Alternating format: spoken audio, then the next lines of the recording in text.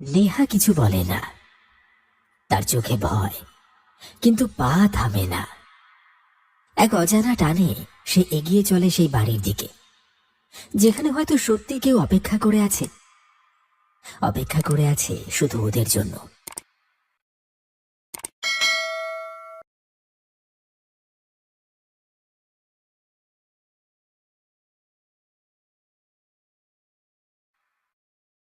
রূপম, লাইটগুলো ঠিক করে এনেছিস তো?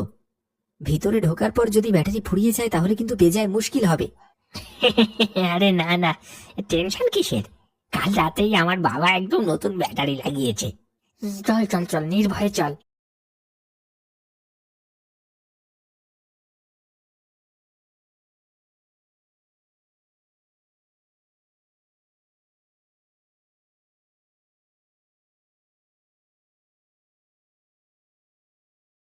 ঋদ্ধি, রূপম, একটা কথা বলি শোনো।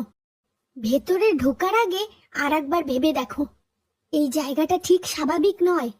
আমি বলছি এখানে কিছু একটা গড়বড় আছে, আমাদের বিপদ হতে পারে।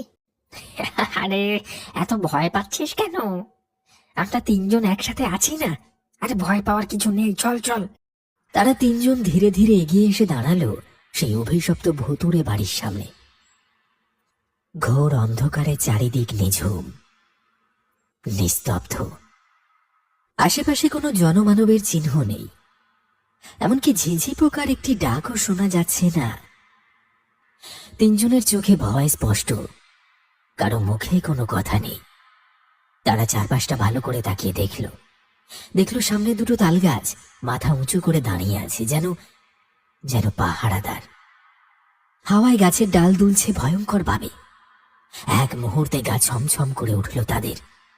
দূর থেকে ভেসে আসছে শিয়ালের ডাক।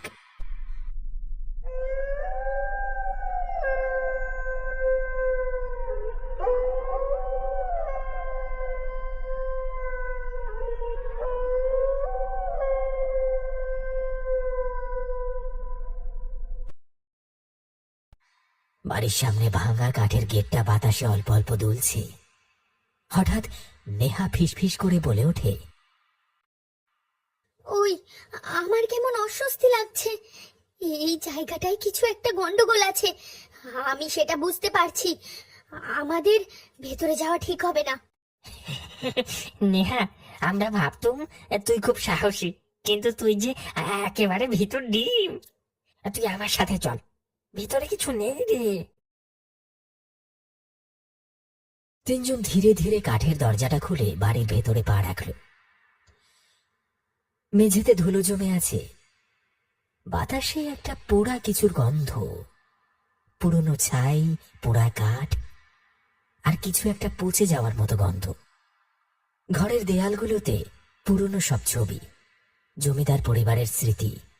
কিছু ঝুলে আছে, কিছু আবার পড়ে আছে মেঝেতে। গ্লাস ভাঙা, ফ্রেম পোড়া। তারা তিনজন আলাদা হয়ে আলতো পায়ে এদিক ওদিক হাঁটছে। এমন সময় হঠাৎ নেহা খেয়াল করল ঘরের ভেতরে কেউ একজন হেঁটে হেঁটে যেতে যেতে যেন অদৃশ্য হয়ে গেল।